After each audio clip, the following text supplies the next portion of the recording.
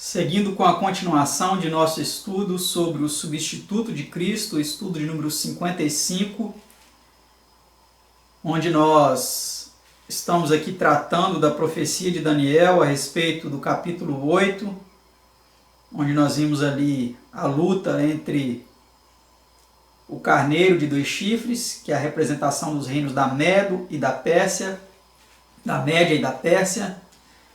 e o bode peludo, que é o rei da Grécia, que depois teve o seu chifre arrancado, a representação aí de Alexandre o Grande, né? E no seu lugar, subindo 4 chifres, que foi a divisão do reino da Grécia pelos seus 4 generais, Cassandro, Lisímaco, Seleuco e Ptolomeu, onde eles assumiram aí então cada um dos 4 regiões geográficas da Grécia e assumiram então o poder. E nós vimos depois então que surgiu uma ponta pequena, né, entre esses reinos, que é a representação aí então de Roma, primeiro Roma pagã, né, e depois o poder romano papal. Então nós vamos aí continuar com uma série de notas explicativas a respeito do porquê do cumprimento desta ponta pequena se encaixar aí na descrição do poder papal. A nossa nota diz assim: a interpretação já dada para esta visão mostra claramente que o poder representado pela ponta pequena é o sucessor da Medo-Pérsia e Grécia. Na visão do 7º capítulo de Daniel, que está intimamente relacionado com esta visão, o 4º animal representava o 4º reino, ou Roma, sendo ali prestada especial atenção à fase da história relacionada com a ponta pequena. Como demonstram os atos que lhes são atribuídos, essa ponta pequena, surgida dentre os 10 reinos em que Roma ficou dividida, devia ser um poder religioso político que mudaria os tempos e a lei de Deus. Na visão do 8º capítulo, as características eclesiásticas desse 4º poder mundial são especialmente apontadas e postas em relevo, e por esta razão, o único símbolo ali usado para representá-lo é a ponta pequena, que cresceu muito. A religião de todas as 4 grandes monarquias mencionadas nestas profecias era o paganismo, mas o paganismo da antiga Babilônia reproduziu-se na Roma pagã, sendo então adotada pela Roma papal. A ponta pequena do 8º capítulo representa Roma, tanto pagã como papal, em seu aspecto eclesiástico, com sua união de paganismo e mais tarde de cristianismo apostatado com o poder secular. Com suas perseguições anticristãs dos santos de Deus, com sua perversão do sacerdócio de Cristo, e com sua afirmação de autoridade tanto temporal como espiritual sobre todo o mundo. É evidente que Roma pagã é introduzida nesta profecia principalmente como meio de determinar a localização e as obras de Roma papal, e as características de Roma pagã como típicas das verificadas em Roma papal. A cuidadosa comparação de Daniel 7, 21 e 25 com Daniel 8, 10 a 12 e 2 Tessalonicenses 2, 3 e 4 justificará plenamente esta conclusão. Tá certo, meus amados? Então, como nós vimos aí, nós vimos claramente o cumprimento dessa profecia no poder romano, dessa ponta pequena. Uma ponta que a princípio ela surgiu pequena, mas depois a profecia aponta que ela cresceu muito. Ela cresceu muito, né? A sua supremacia teve uma abrangência muito grande, fazendo com que essa ponta pequena ganhasse uma notoriedade e uma supremacia mundial. Primeiro, na sua fase pagã, onde Roma subjugou muitos reinos, até o povo judeu, né? Nós percebemos isso claramente nos evangelhos ali, quando conta as histórias da influência do poder romano ali, até mesmo na crucifixão de Cristo. E depois, em sua fase papal, né? Nós percebemos o seu poder perseguidor, tanto na sua fase pagã, quando ela matou muitos cristãos, quanto na sua fase papal, onde ela perseguiu também e matou, na chamada Santa Inquisição, né?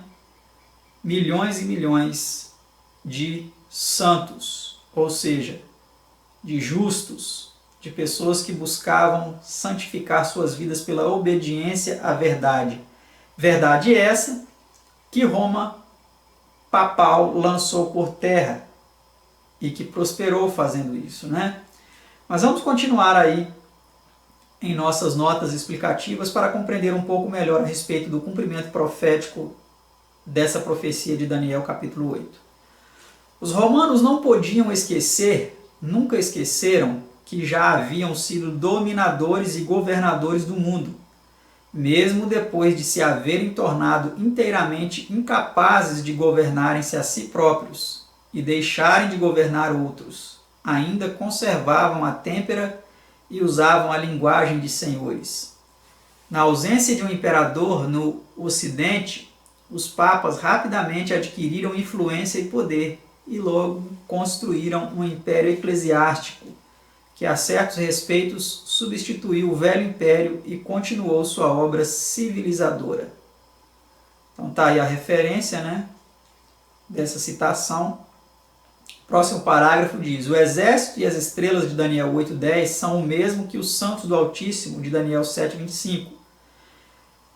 Então aí, lembra que eu disse que nós viríamos depois o significado daquele exército que será tirado, né? Então, o exército e as estrelas de Daniel 8:10 são o mesmo que os santos do Altíssimo. São o exército de Deus, os seus santos, o seu povo, né? Então, o exército, as estrelas e os santos do Altíssimo são a mesma coisa, né? E o príncipe dos exércitos de Daniel 8:11 é o príncipe dos príncipes, ou Cristo. Quando o mesmo ser apareceu a Josué, aplicou a mesma expressão a si próprio. Nós vemos ali em Josué 5:13-15, ele afirmando que era o príncipe, né, dos exércitos celestiais. Em Daniel 8:11-13, na versão de João Ferreira de Almeida, a palavra sacrifício foi posta pelo tradutor depois de contínuo. Isso aqui é interessante, tá, gente? Mas isso parece dar um sentido muito restrito ao termo contínuo. A circunstância de que nenhuma palavra está ligada a contínuo no texto original, se bem que no serviço típico do santuário ela é usada em holocausto, conforme Êxodo 29:42, com incenso, conforme Êxodo 30, verso 8, e com pão, Números 4:7, indica que o que é contínuo representa o serviço contínuo ou mediação de Cristo no santuário celestial, em que tudo quanto era contínuo no serviço típico encontrou seu antítipo e cumprimento. Vê Hebreus 6:19 e 20, 7:1-3, 14:16 e 23-25. O ato que constitui o Papa substituto de Cristo e sumo sacerdote da apostasia, em realidade usurpou de Cristo no tocante ao poder e intenção humanos, seu cargo e obra como único mediador entre Deus e o homem. 1 Timóteo 2:5. E com isso usurpou dele, tanto quanto podia fazê-lo o homem, a mediação contínua, conforme a predição contida nessa profecia. As profecias de Daniel são cumulativas e progressivas, levando cada uma delas os assuntos além da que a precedeu, e ressaltando de maneira mais explícita e pormenorizada acontecimentos importantes no correr do tempo. Em Daniel 2, sob o quarto reino universal, o papado não é representado por qualquer reino ou figura, simplesmente Roma, em seu estado unido e dividido. Em Daniel 7, Roma é simbolizada pela ponta pequena, surgida dentre as 10 pontas que representam o estado dividido de Roma. Enquanto em Daniel 8, a única figura usada para representar o quarto poder mundial é a ponta pequena que cresceu muito. Em cada um desses dois últimos capítulos, a ponta pequena é representada para falar especialmente dos feitos do mesmo terrível poder, Roma papal. Ambos os capítulos tratam da mesma grande apostasia. No 7º capítulo, a ponta pequena tira a lei de Deus. No 8º, tira o evangelho. Houvesse ela tirado unicamente a lei, isso teria arruinado o evangelho, pois que sem a lei de Deus, mesmo o verdadeiro evangelho não poderia salvar, porque a lei é necessária para transmitir o conhecimento e convicção do pecado. E caso o papado houvesse somente tirado o evangelho e deixado a lei, a salvação por meio de um tal sistema ainda seria impossível, visto não haver salvação para os pecadores, mesmo pela lei de Deus separada de Cristo e do evangelho. Mas para tornar a apostasia duplamente certa, esse poder muda, vicia e tira tanto a lei como o evangelho. Então nós vemos aí o estrago que esse poder fez na verdade. Destruiu completamente a lei e o evangelho, porque ele mudou os preceitos da lei de Deus,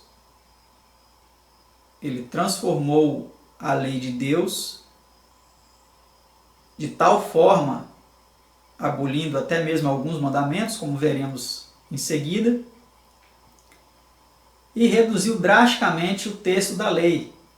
A lei, de várias palavras, ela passou a ser bem reduzida a pouquíssimas palavras, de tamanha adulteração que foi feita na lei de Deus por este poder, o poder papal. Mas ele também mudou o evangelho. Por quê? Porque agora a salvação ela passou a ter a influência de um sacerdote terrestre.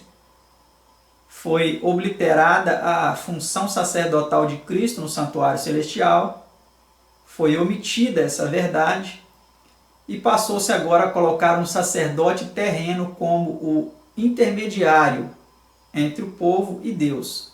Então agora, para as pessoas se salvarem, elas precisariam da mediação de um sacerdote terreno,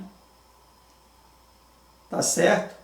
No qual as pessoas deveriam até pedir perdão para esse sacerdote, e esse sacerdote agora passaria a ditar regras criadas por esse próprio poder para, então, a sua salvação.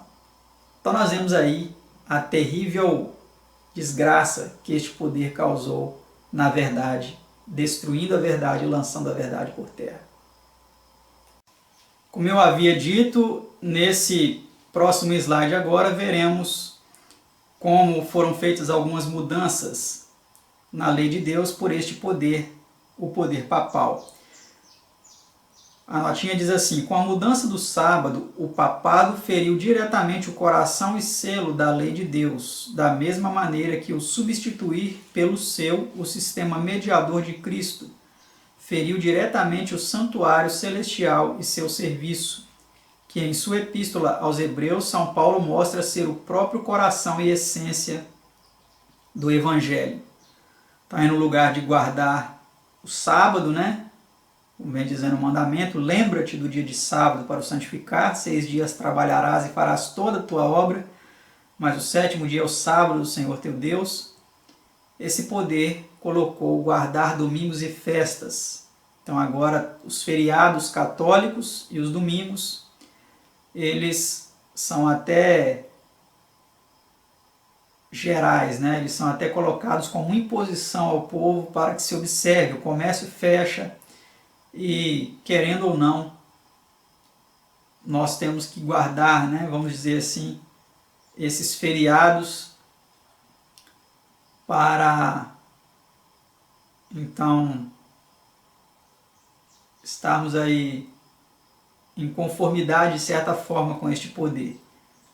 mas nós percebemos que este sacerdócio, como vemos aí na ilustração, né, ele também usurpou a função sacerdotal de Cristo, colocando aí então no lugar do sacerdócio de Cristo no santuário celestial um sacerdote terreno que ministra aí até com incensários e outras coisas mais em substituição e oposição ao sacerdócio de Cristo, né? Mas o mandamento do sábado, o quarto mandamento, não foi o único a ser mudado por este poder. A nota aí do nosso livro Estudos Bíblicos não menciona, mas nós podemos perceber também que o segundo mandamento da lei de Deus, que refere-se a não fazer imagens de esculturas e nem se inclinar e nem adorar essas imagens, ele também foi substituído, ele foi excluído, para dizer a verdade, ele foi excluído. E o 10º eles dividiram em 2, né? Não cobiçar a mulher do próximo e não cobiçar as coisas alheias. Então, o 10º mandamento que fala: não cobiçarás a casa do teu próximo, nem nada que pertence ao teu próximo, nem seu boi, nem seu jumento, nem seu animal, nada que pertence ao seu próximo, eles dividiram em 2 para preencher aí a lacuna que eles deixaram, o espaço vago que eles deixaram ao excluir permanentemente o segundo mandamento, que fala para não fazer imagens e não adorar imagens. Então, percebemos que este poder, de forma arrogante, de forma atrevida, ele destruiu, ele tentou mudar. Ele mudou de certa forma em alguns aspectos, porque eu digo tentou, porque é impossível mudar aquilo que Deus estabelece. Mas ao tomar essa atitude de mudar a lei e o evangelho e ensinar assim a muitas pessoas, é dito que este poder prosperou do que fez. E hoje nós vemos aí, né, a maioria do mundo cristão é católico, né, a esmagadora maioria, né? Vamos para a pergunta 20. Que pergunta foi feita a qual o profeta ouviu? Vamos ver que pergunta foi feita a ele e ele ouviu atentamente. Depois ouvi um santo que falava e disse outro santo àquele que falava: até quando durará a visão do contínuo sacrifício e da transgressão assoladora, para que sejam entregues o santuário e o exército a fim de serem pisados? Pergunta 21. Que resposta foi dirigida a Daniel? Vejamos. E ele me disse: até 2.300 tardes e manhãs e o santuário será purificado. Daniel 8, verso 14. A versão de Antônio Pereira de Figueiredo reza no versículo 13 o seguinte: a visão e o sacrifício perpétuo e o pecado da desolação, o que resulta na entrega do santuário e do povo de Deus para serem pisados a pés. O tempo em que a visão deveria ter sua aplicação especial, declara o versículo 17 ser o fim do tempo, ou os últimos dias. Isto é uma prova a mais de que esta profecia deveria cumprir-se inteiramente apenas em Roma papal, pois que Roma pagã deixou de existir há muitos séculos. O santuário e o período de 2.300 dias aí citados serão assuntos a serem tratados pormenorizadamente noutros estudos.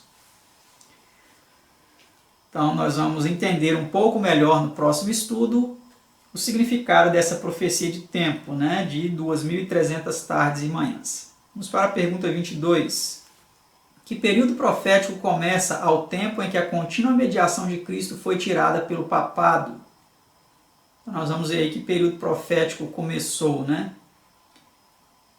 E desde o tempo em que o sacrifício contínuo for tirado e posta a abominação desoladora, haverá 1.290 dias. Daniel 12, verso 11. E aí nesse gráfico nós temos a data, né? Os anos compreendidos aí entre esse período de 1.290 anos, que é o ano de 503 Anno Domini até o ano 1793, e o ano de 508 ao ano de 1798.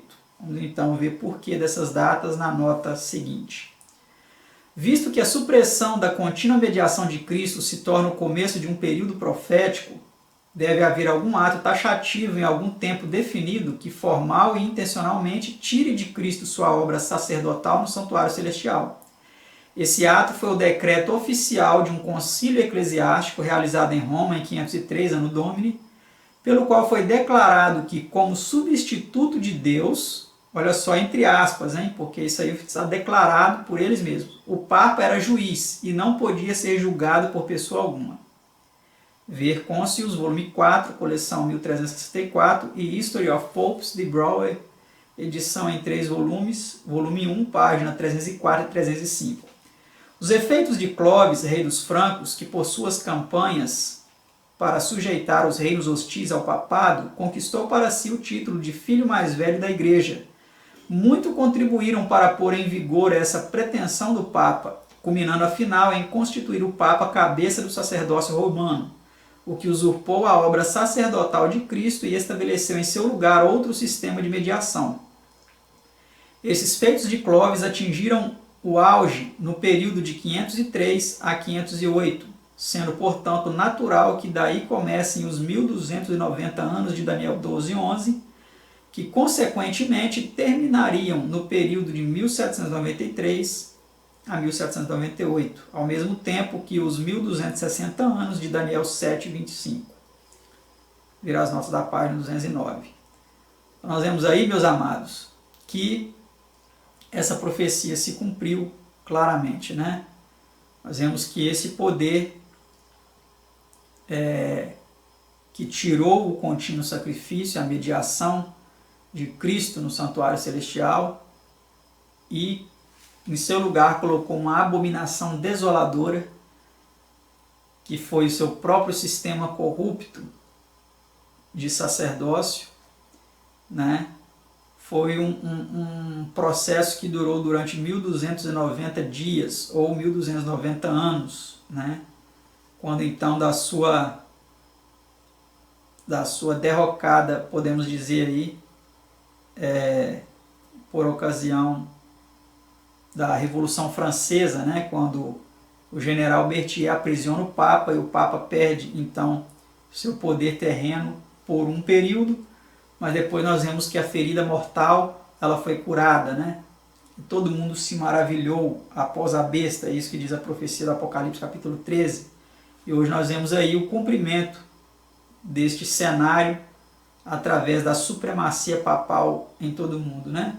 Vamos para a última pergunta, pergunta 23. Que certeza foi dada a Daniel no tocante ao período de tempo mencionado no versículo 14? Vamos ver então. E a visão da tarde e da manhã que foi dita é verdadeira. Tu, porém, encerra a visão, porque só daqui a muitos dias se cumprirá. Daniel 8:26. Pela expressão a visão da tarde e da manhã, faz-se referência à visão concernente aos 2.300 dias, de Daniel 8:14. A interpretação da visão do capítulo 8 termina sem fazer explicação alguma do longo período de tempo mencionado a Daniel na resposta à pergunta: até quando durará a visão? Este importante particular foi deixado para ser interpretado mais tarde. Veja o estudo seguinte. Então nós finalizamos aqui este estudo 55 sobre o substituto de Cristo. Entendemos que essa palavra é usada pela própria Igreja Católica Apostólica Romana ao chamar o Papa como o vigário de Cristo, ou seja, o substituto de Cristo, aquele que faz as vezes de Cristo na terra, e também através de todo um sistema corrupto de sacerdócio que lançou a verdade por terra e prosperou nesta obra. Fica então assim compreendido que esse substituto de Cristo, que pretensamente, arrogantemente se coloca no lugar de Cristo, é o cabeça máximo, o supremo líder da Igreja Católica Apostólica Romana. Talvez você tenha ficado impressionado, ou até mesmo revoltado, ou até mesmo insatisfeito com essas colocações. Eu não sei qual será a sua postura, mas essa verdade é uma verdade inconteste, confirmada através dos rumos que essa igreja tomou ao longo da história e através da própria história que testifica os atos deste poder em oposição a Cristo em oposição a Deus. Nós teremos mais detalhes nos próximos estudos a respeito do cumprimento profético desses detalhes, mas um fato que nós queremos deixar aqui bem claro é que nós não nos colocamos contra nenhuma pessoa católica ou de qualquer outra denominação. Nós sabemos que Deus tem pessoas sinceras que são obedientes à luz que receberam não só na Igreja Católica, como em várias outras denominações, mas um fato é que quando nós percebemos a verdade, o Espírito de Deus atua em nossa mente, nos convencendo da verdade, e nós nos endurecemos, nós nos revoltamos contra essa verdade e lutamos contra ela, nós estamos lutando contra o próprio Deus e a sua palavra. E que essa não seja a sua postura, que essa não seja a sua atitude, mas que você procure pesquisar melhor. Não fique também apenas somente com o que eu disse aqui neste vídeo, neste estudo, mas pesquise por você mesmo e verá muitos outros detalhes que vêm então fortalecer o cumprimento profético, a compreensão deste cumprimento profético na pessoa aí do líder máximo do catolicismo. Que Deus vos abençoe e até o nosso próximo estudo, se assim Deus nos permitir. Tchau.